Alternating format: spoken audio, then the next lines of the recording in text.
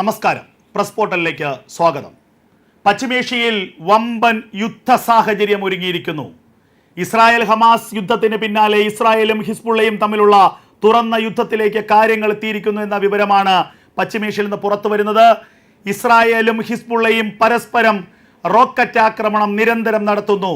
ഹിസ്ബുള്ളയുടെ 40 കേന്ദ്രങ്ങളിലാണ് ഇസ്രായേൽ കഴിഞ്ഞ രാത്രി ഒരേ സമയം റോക്കറ്റ് ആക്രമണം നടത്തിയത്. 40 കേന്ദ്രങ്ങൾ, ഹിസ്ബുള്ളയുടെ ആയുധ സംഭരണശാലകൾ, ഹിസ്ബുള്ളയുടെ ആയുധ കേന്ദ്രങ്ങൾ, ഹിസ്ബുള്ളയുടെ ബേസ് ക്യാമ്പുകൾ, ഇസ്രായേലിലേക്ക് തൊടുത്തുവിടാൻ തയ്യാറാക്കി വച്ചിരുന്ന റോക്കറ്റ് ലോഞ്ചറുകൾ അടക്കം ആക്രമണത്തിൽ തകർന്നു എന്ന വിവരമാണ് പുറത്തുവരുന്നത്.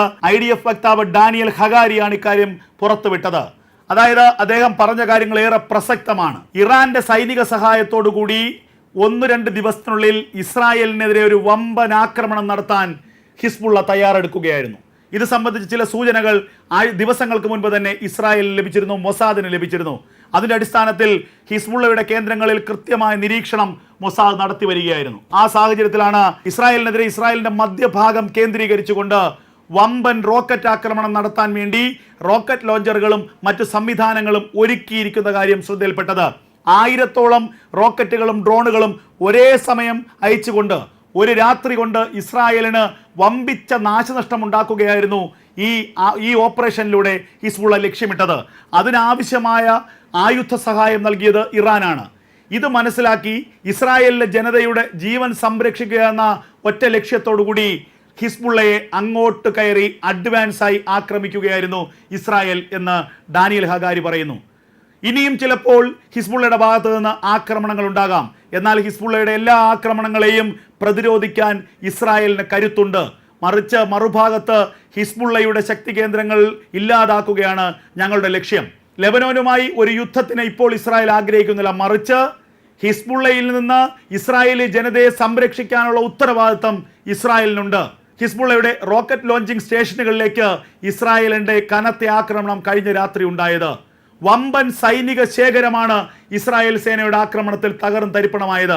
അബ്ദുൾ ഷുക്കൂർ, ഹമാസിന്റെ പ്രധാനപ്പെട്ട കമാൻഡർ ചീഫായിരുന്ന ഷുക്കൂറിനെ ജൂലൈ മാസത്തിലാണ് ബെയ്റൂട്ടിൽ വെച്ച് ഇസ്രായേലി സേന കൊലപ്പെടുത്തുന്നത്. ബെയ്റൂട്ടിൽ വെച്ച് കൃത്യമായ ആസൂത്രണത്തോടുകൂടിയാണ് ഷുക്കൂറിനെ ഇസ്രായേലി സേന തീർത്തത്.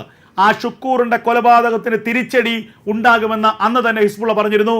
ആ തിരിച്ചടിക്ക് ഒരുങ്ങുന്നതിനിടയിലാണ് ഹിസ്ബുള്ളയുടെ സൈനിക കേന്ദ്രങ്ങളിലേക്ക് അപ്രതീക്ഷിതമായ ഇസ്രായേൽ ആക്രമണം ഉണ്ടാകുന്നത്.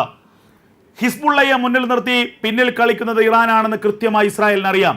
നേരിട്ടൊരു യുദ്ധത്തിന് ഇറാൻ ഇപ്പോൾ തയ്യാറാകുന്നില്ല. മറിച്ച് ഹിസ്ബുള്ളയെ പ്രകോപിപ്പിച്ചുകൊണ്ട്, ഹിസ്ബുള്ളയ്ക്ക് ആയുധം നൽകിക്കൊണ്ട് ഇസ്രായേലിനെ ആക്രമിക്കാൻ പ്രേരിപ്പിക്കുന്നു. അതാണ് ഇപ്പോൾ ഇറാൻ നടത്തുന്നത്.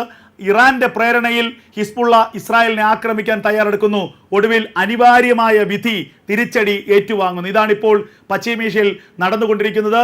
ഏതെങ്കിലും തരത്തിൽ ഇസ്രായേലിനുള്ളിലേക്ക് ഒരു റോക്കറ്റ് അയക്കാനോ ഡ്രോൺ അയക്കാനോ ഉള്ള ശ്രമം ഹിസ്ബുള്ള നടത്തിയാൽ തിരിച്ചടി ഭയാനകമായിരിക്കുമെന്ന് ഇസ്രായേൽ നേരത്തെ മുന്നറിയിപ്പ് നൽകിയിരിക്കുന്നു. കഴിഞ്ഞ ദിവസവും 105 ഡ്രോണുകളും റോക്കറ്റുകളുമാണ് ഇസ്രായേലിലേക്ക് ഹിസ്ബുള്ള അയച്ചത്. എന്നാൽ അവയിൽ ബഹുഭൂരിപക്ഷവും അയൺ ഡോം സംവിധാനം നിർവീര്യമാക്കി 1-2 ഒറ്റപ്പെട്ട പ്രദേശങ്ങളിൽ വീണു എന്നുള്ള വിവരമാണ് പുറത്തു വരുന്നത്. ഇസ്രായേലിൽ പ്രധാനപ്പെട്ട അതിർത്തി പ്രദേശങ്ങളിൽ, ലെബനോനുമായി അതിർത്തി പങ്കിടുന്ന പ്രദേശങ്ങളിൽ കർശനമായ അടിയന്തരാവസ്ഥയാണ് പ്രഖ്യാപിച്ചിട്ടുള്ളത്. 2 ദിവസത്തേക്കാണ്. കാരണം ഏത് നിമിഷവും ഹിസ്ബുള്ളയിൽ നിന്നുള്ള റോക്കറ്റ് ആക്രമണം ഇസ്രായേലിലേക്ക് ഉണ്ടാകാം. ഇത് സംബന്ധിച്ച സൈറൺ മുഴങ്ങുന്നുണ്ട്. പലപ്പോഴും ആളുകൾ ശ്രദ്ധയോടെ ഇരിക്കണമെന്ന് IDF വ്യക്തമാക്കിയിട്ടുണ്ട്. ആളുകൾ ഏതെങ്കിലും അത്യാഹിതം ഉണ്ടാവുകയാണെങ്കിൽ ഉടൻ തന്നെ ബോംബ് ഷെൽട്ടറുകളിൽ അഭയം പ്രാപിക്കണം. ആരും തന്നെ പുറത്തിറങ്ങാൻ പാടില്ല, കൂട്ടം കൂടാൻ പാടില്ല, ആഘോഷങ്ങൾ നടത്താൻ പാടില്ല. ആളുകൾ പരമാവധി വീടുകളിൽ സുരക്ഷിതരായിരിക്കണമെന്നാണ് ഇസ്രായേൽ ഡിഫൻസ് ഫോഴ്സിന്റെ ഇപ്പോൾ അറിയിപ്പ് വന്നിരിക്കുന്നത്. എന്തായാലും ഭീതിജനകമായ ഒരു സ്ഥിതിവിശേഷം ഉണ്ടായിരിക്കുന്നു പശ്ചിമേഷ്യയിൽ. ഇസ്രായേലും ഹിസ്ബുള്ളയും തമ്മിലുള്ള തർക്കം അത് വമ്പൻ യുദ്ധമായി പരിണമിക്കുകയാണ്. ഹിസ്ബുള്ളയുടെ ആക്രമണത്തിന് എണ്ണി മറുപടി പറയുകയാണ് ഇസ്രായേൽ സേന. 100 കണക്കിന് റോക്കറ്റുകൾ പല കേന്ദ്രങ്ങളിലേക്കായി ഹിസ്ബുള്ളയുടെ നെഞ്ച് തകർത്തുകൊണ്ട് ലെബനോന്റെ മധ്യഭാഗത്തേക്കായി ഇസ്രായേൽ അയക്കുകയാണ്. എന്നാൽ മറുഭാഗത്ത് ഹിസ്ബുള്ളയും വെറുതെ ഇരിക്കുന്നില്ല. 100 കണക്കിന് റോക്കറ്റുകൾ ഇസ്രായേലിലേക്ക് തൊടുക്കുന്നു. എന്നാൽ ഇസ്രായേലിന്റെ അയൺ ഡോം സംവിധാനം അവയൊക്കെ നിഷ്പ്രഭമാക്കുന്നു എന്നുള്ളതാണ് ലഭിക്കുന്ന വിവരം. ഈ സാഹചര്യം കണ്ട് പകച്ചു നിൽക്കുകയാണ് അമേരിക്കയും ഖത്തറും ഒക്കെ.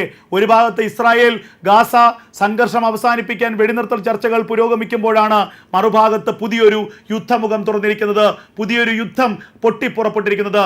ഇനി ഏത് സാഹചര്യത്തിൽ ഇസ്രായേൽ ഹിസ്ബുള്ള യുദ്ധം അവസാനിപ്പിക്കാൻ കഴിയുമെന്ന് ആലോചിക്കുകയാണ് അമേരിക്കയും ഖത്തറും ഈജിപ്തും ഒക്കെ.